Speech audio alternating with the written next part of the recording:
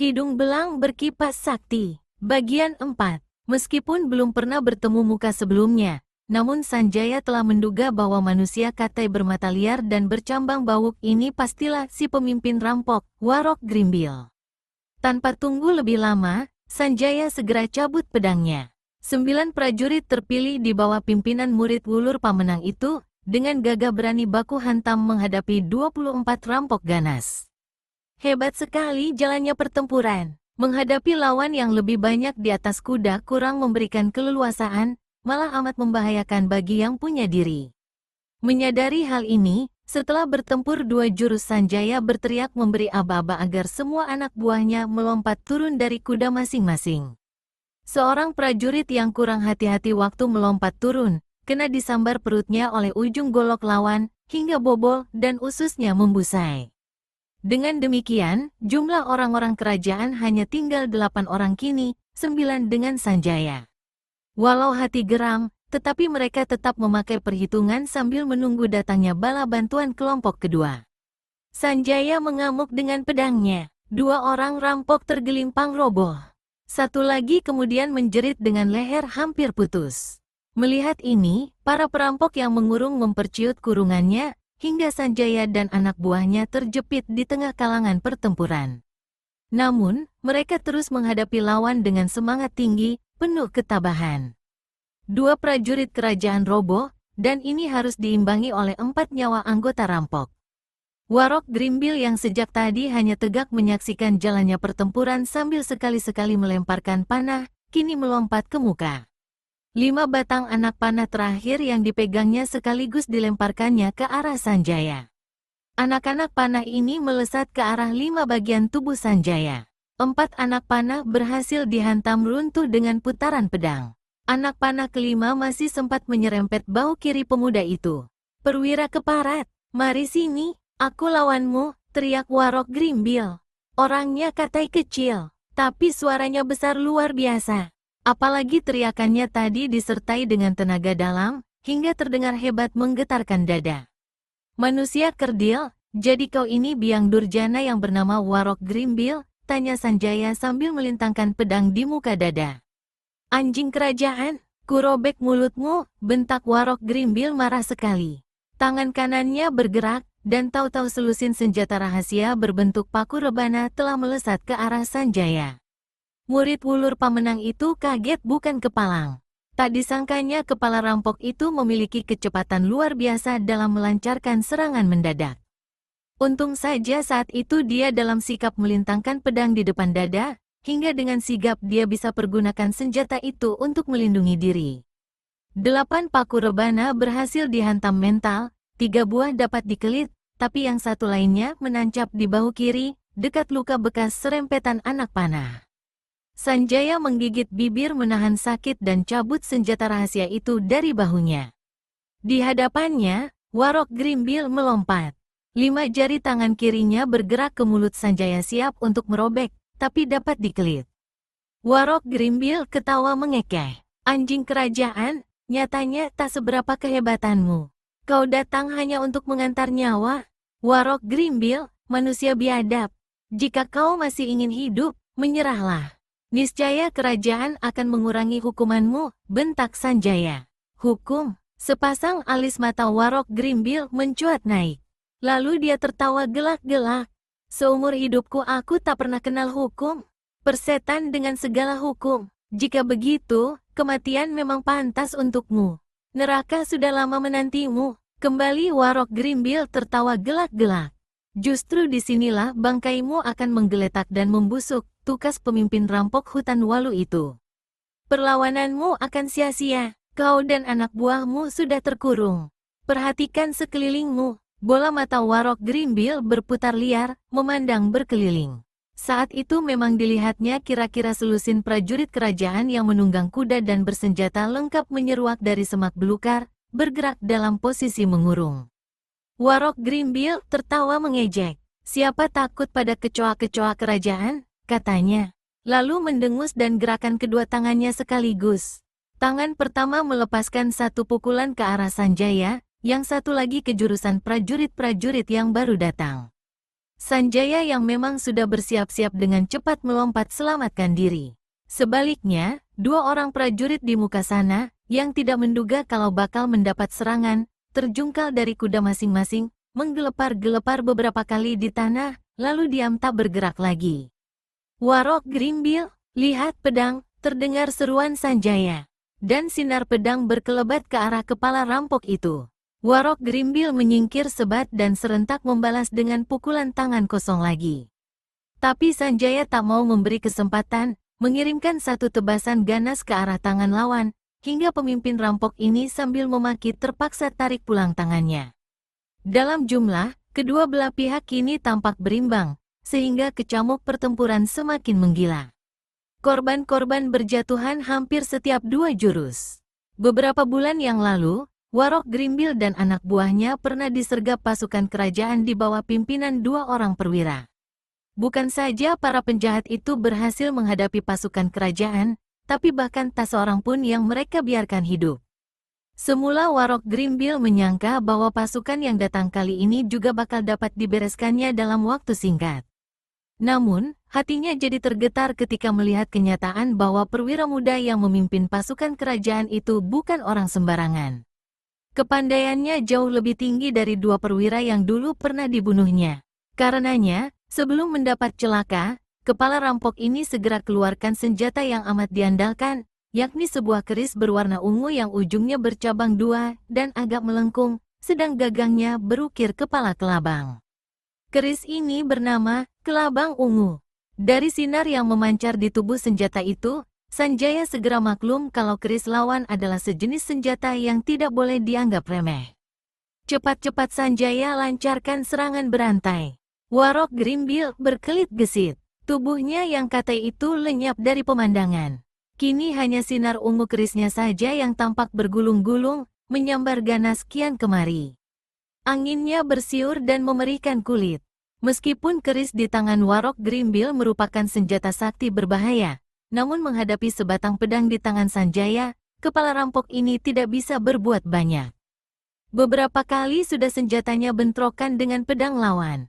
Kepala rampok ini diam-diam mengeluh karena setiap bentrokan yang terjadi dia segera mengetahui bahwa tenaga dalam lawannya yang masih muda itu berada 2 atau 3 tingkat di atasnya.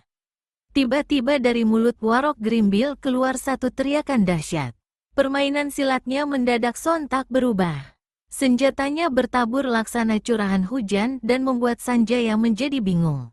Sebelum perwira muda ini bisa mengimbangi jurus-jurus aneh yang dimainkan lawannya itu, tiba-tiba dirasakannya badan pedangnya telah terjepit di atas kedua ujung bercabang keris kelabang ungu.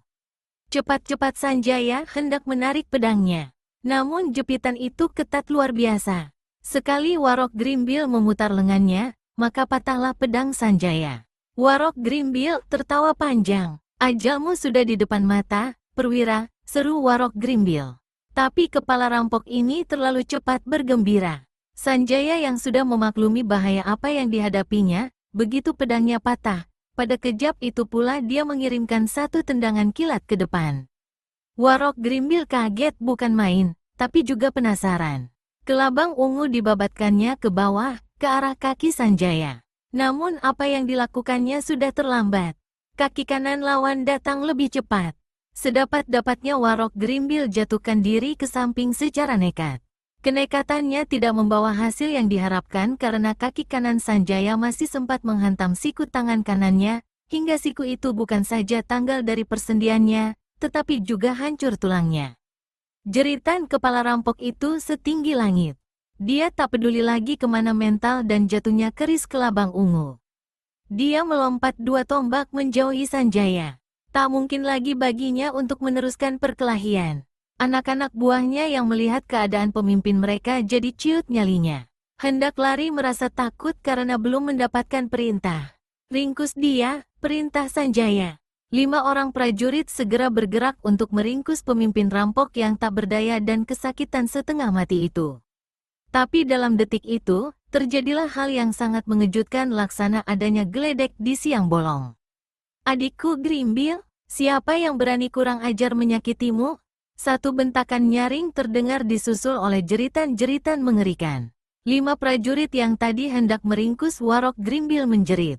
Kelimanya berdiri terhuyung-huyung sambil pegangi leher masing-masing. Dari leher itu menyembur darah. Ketika Sanjaya memperhatikan dengan mata membelalak, ternyata leher kelima prajurit telah ditancapi sebuah pisau kecil. Satu demi satu prajurit-prajurit yang malang ini roboh ke tanah dan tak bergerak lagi selama-lamanya. Apakah yang telah terjadi? Siapakah yang punya perbuatan membunuh 5 prajurit itu hanya dalam sekejapan mata saja? Suasana sehening di pekuburan. Semua yang bertempur laksana dipukau oleh satu kekuatan gaib. Semua sama memutar kepala, berpaling ke jurusan munculnya seorang nenek-nenek aneh bertubuh kurus kering, bermuka perot. Seperti Warok Grimbil, nenek-nenek ini pun memiliki tubuh pendek katai. Dia mengenakan jubah yang amat dalam hingga menjelang sampai ke tanah. Setiap langkah yang dibuatnya menyebabkan debu mengepul ke udara. Jubah yang dikenakannya bukan jubah sembarangan. Pakaian ini mulai dari atas sampai ke bawah digantungi dengan puluhan, bahkan mungkin ratusan, pisau-pisau kecil. Pisau-pisau seperti inilah yang telah mengakhiri nyawa 5 prajurit kerajaan tadi. Muning Kuengi, seru Warok Grimbil. Suara dan wajahnya menunjukkan kegembiraan luar biasa. Semangat dan nyalinya tampak berkobar kembali ketika melihat siapa yang datang. Demikian pula anggota-anggota rampok lainnya yang sebenarnya sudah siap-siap untuk ambil langkah 1000. Muning, syukur kau datang. Lekas bunuh kerak-kerak kerajaan itu. Perwira keparat ini lebih dulu. Muning Kuengi, demikian nama si nenek katai, ternyata adalah kakak kandung Warok Grimbil. Dia bertempat tinggal di sebuah pulau di pantai utara.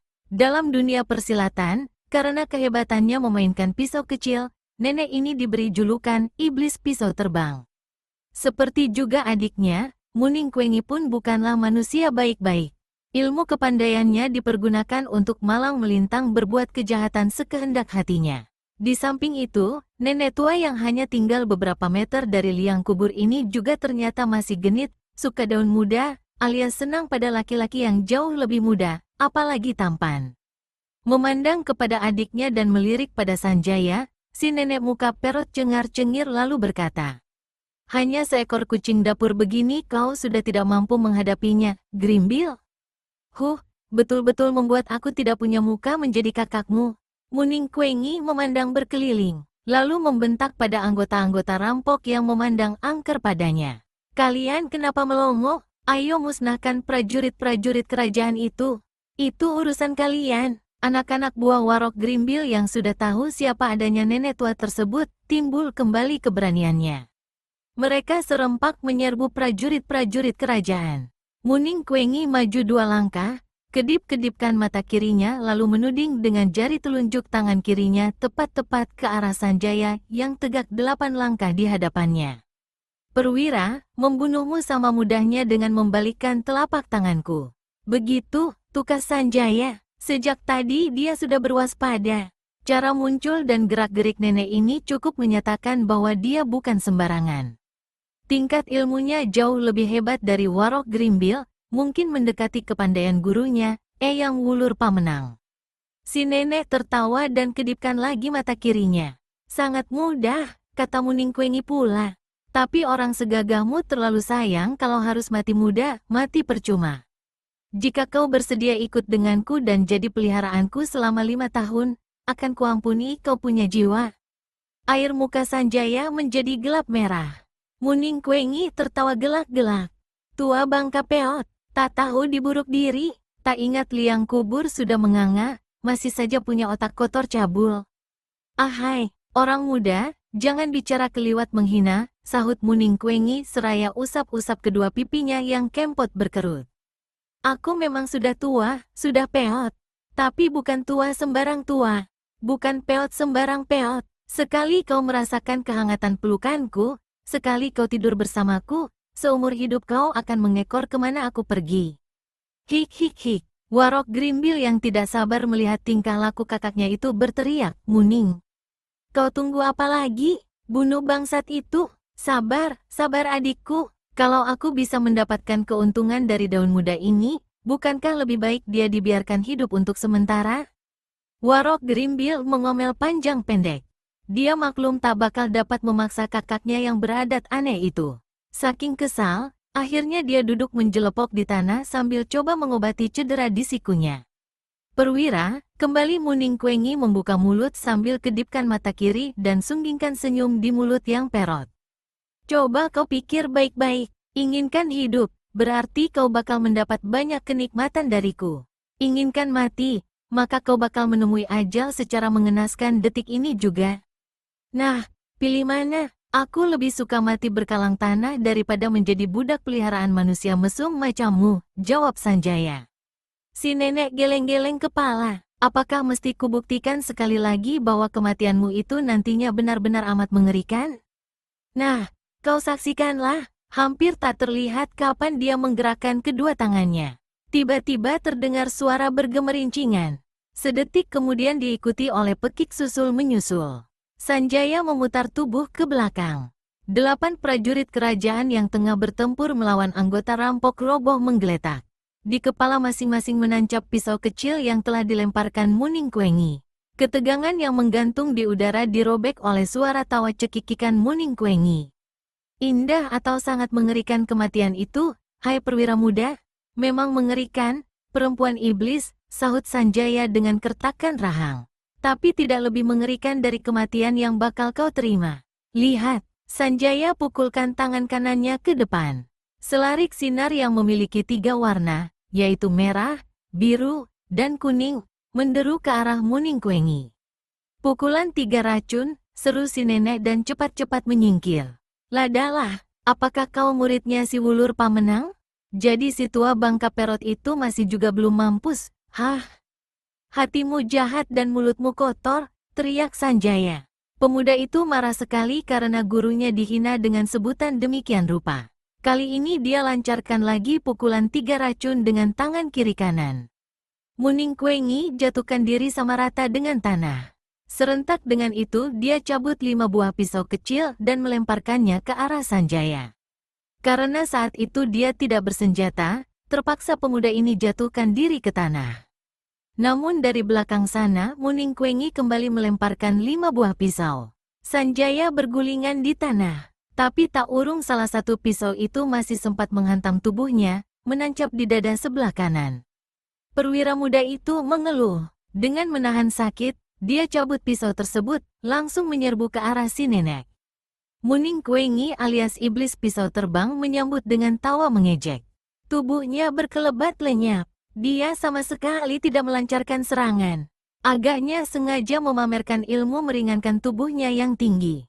Dengan berkelebat kian kemari laksana bayang-bayang, semua serangan Sanjaya dilakannya dengan gampang.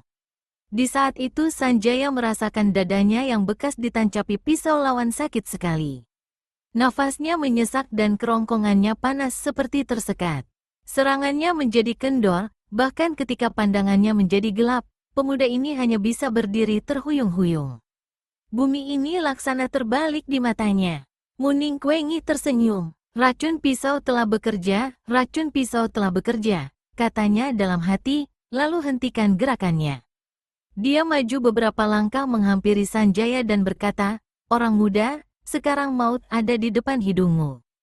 Jika kau bersedia ikut denganku, akan kuberikan obat penawar racun. Tapi jika kau tetap membandel, 1 jam di muka, nyawamu tak akan tertolong lagi. Lebih baik mati. 1000 kali lebih baik mati daripada menyerahkan diri ikut dengan iblis macammu, sahut Sanjaya. Suaranya demikian perlahan seperti berbisik. Kedua kakinya tertekuk, tubuhnya terkulai dan jatuh ke tanah. Dari mulutnya keluar ludah membusa. Dalam keadaan seperti itu, dilihatnya Warok Grimbil memungut sebatang golok dan lari ke arahnya seraya berteriak.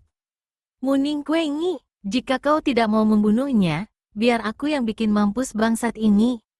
Sesaat kemudian, golok di tangan kiri kepala rampok itu diayunkan ke arah batok kepala Sanjaya. Si perwira muda ini tak mampu berbuat apapun selain diam menunggu kematian. Sekujur tubuhnya panas dingin akibat racun pisau.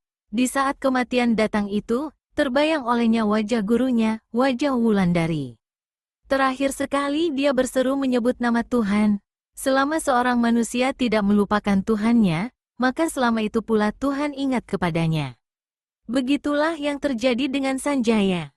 Pada detik golok di tangan Warok Grimbil akan membelah batok kepala perwira muda itu, entah dari mana datangnya, melayanglah sebuah batu sebesar kepalan. Terdengar pekik kepala rampok itu. Sikut kirinya hancur, golok terlepas dari tangannya. Dengan demikian, kedua sikut kiri kanan kepala rampok ini mengalami cedera parah.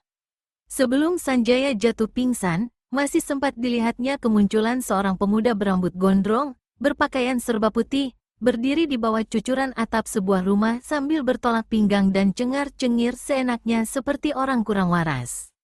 "Anjing kurap, setan alas, siapa kau?" bentak Muningkuengi menggeledek dan marah, sementara adiknya Warok Grimbil terkapar di tanah mengerang kesakitan. Pemuda di bawah cucuran atap kembali menyeringai dan keluarkan suara bersiul. "Haram jadah," maki Muningkuengi. Sekali tangannya bergerak, 5 pisau kecil terbang ke arah si pemuda. Di seberang sana, pemuda berambut gondrong itu kembali keluarkan suara bersiul.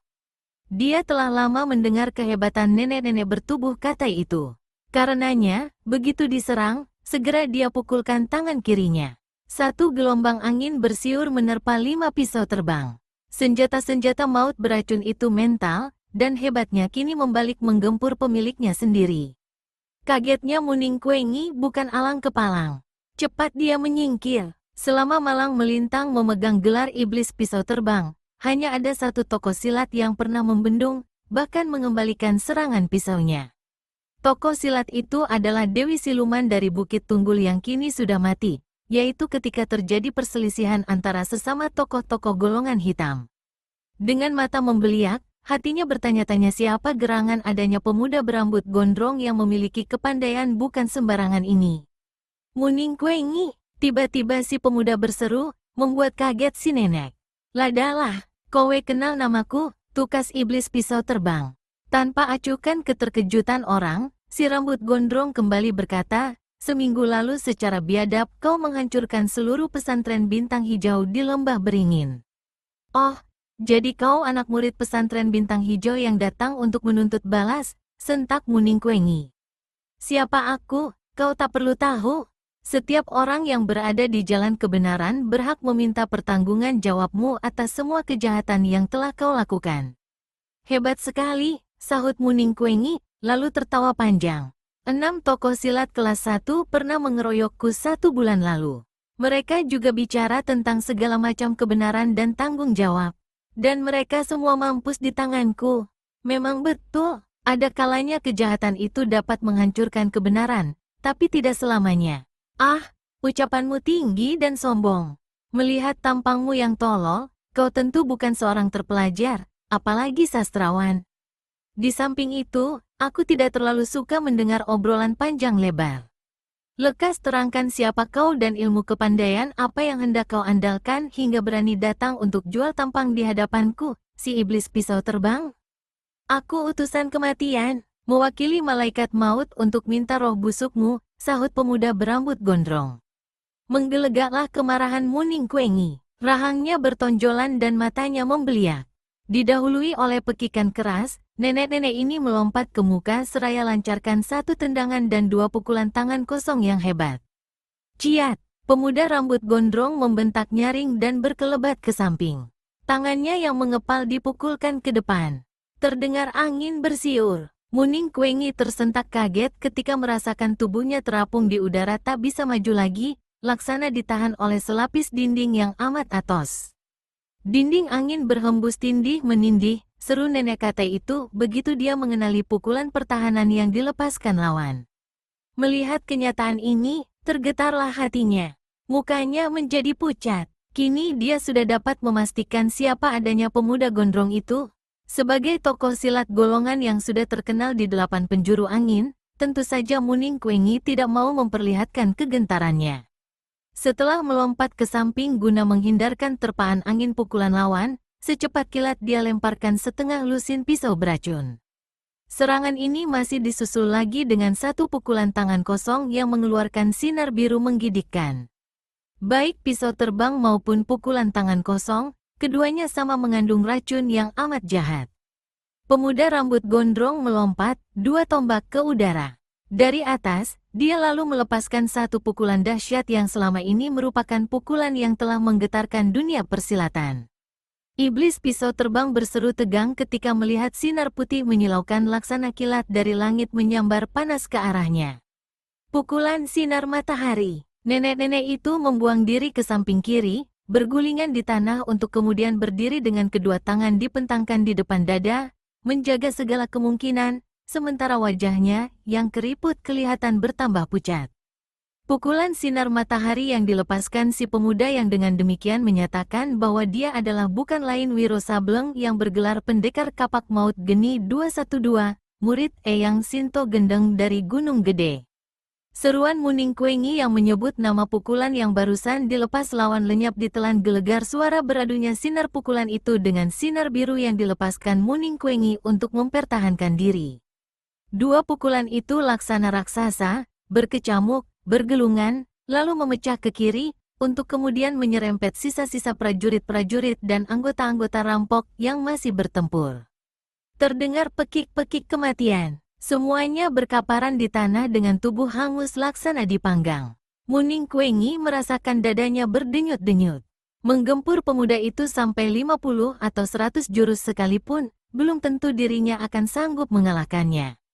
Karenanya, daripada membuang-buang waktu dan bukan mustahil dia bisa celaka, maka nenek-nenek ini segera menyambar dan mendukung tubuh adiknya. Untuk tidak kehilangan muka, dia berkata, "Pendekar 212, sayang aku tak punya waktu banyak. Jika nyalimu benar-benar besar, aku tunggu kau. Malam bulan purnama besar di pekuburan Blumbung. Nenek-nenek keriput, kau mau kemana?" sentak Wiro Sableng. "Apa yang telah kau mulai hari ini, harus diselesaikan hari ini juga." Iblis pisau terbang pencongkan mulut. Lengan tangan kanannya lemparkan 3 buah pisau ke arah Wiro Sableng. Pendekar ini cepat menghantam serangan lawan dengan pukulan tangan kosong. Namun pisau-pisau yang dilemparkan si nenek kali ini bukan sembarangan pisau. Karena begitu angin pukulan Wiro membentur badan pisau, ketiga pisau itu yang bagian dalamnya mempunyai rongga, meledak dan 3 gulungan asap hitam menggebu-gebu menutupi pemandangan. "Kurang ajar," maki Wiro dan sadar kalau sudah tertipu. Tak menunggu lebih lama, dia segera lepaskan 2 pukulan sinar matahari ke jurusan di mana Muning Kuengi sebelumnya tadi berdiri. Tapi si nenek katai tidak roboh. Begitu asap bertabur dia melompat 3 tombak ke samping kiri, untuk kemudian lenyap di dalam rimba belantara bersama adiknya. Wiro Sableng garuk-garuk kepala dan memandang berkeliling. Mayat bertaburan di mana-mana. Perkampungan di tengah hutan itu sesunyi di pekuburan. Wiro melangkah mendekati sosok tubuh Sanjaya. Ditotoknya tubuh perwira yang malang itu di beberapa bagian, kemudian dipanggulnya meninggalkan tempat itu. Di barat, langit telah kuning kemerahan. Sebentar lagi sang surya akan segera tenggelam. Pendekar 212, Wiro Sableng, tinggalkan hutan Walu dengan berlari cepat ke jurusan selatan. Telaga itu terletak di antara 2 kaki bukit. Bulan sabit tampak menggantung tinggi di langit, sebentar-sebentar tertutup angin kelabu yang berarah ke arah timur. Sebuah api unggun menyala di salah satu tepian telaga. Tak berapa jauh dari api unggun, kelihatan 2 orang lelaki duduk berhadap-hadapan. "Sebaiknya kau berbaring saja, perwira, agar kau bisa istirahat dan jalan darahmu teratur." "Ah, lagi-lagi kau memanggilku dengan sebutan perwira itu, Wiro." "Namaku Sanjaya." Wiro cuma menyengir. "Berbaringlah," katanya lagi. Sanjaya gelengkan kepala. Dia memandang pada balutan di dadanya. "Bubuk obat yang kau berikan ternyata mujarab sekali. Aku telah berhutang nyawa terhadapmu. Jangan kau sebut-sebut lagi hal itu. Menyebutnya atau tidak, namun itu adalah kenyataan." Sanjaya diam seketika. "Lalu, bagaimana kau bisa muncul di perkampungan rampok itu?" tanyanya kemudian. "Aku memang sudah sejak lama memburu bangsa tua berjuluk iblis pisau terbang itu. Kejahatannya benar-benar telah lewat takaran. Terakhir sekali dia memusnahkan secara kejam pesantren Bintang Hijau di Lembah Beringin. Jejaknya ku ikuti sampai ke dalam rimba belantara Walu. Justru ku ketahui di situ juga bersarang gerombolan rampok ganas pimpinan Warok Grimbil. Menurut keterangan yang ku dapat, Warok Grimbil masih bersaudara kandung dengan iblis pisau terbang. Kujelajahi rimba belantara dan akhirnya betul-betul bertemu dua manusia jahat itu. Tapi sayang, keduanya berhasil meloloskan diri.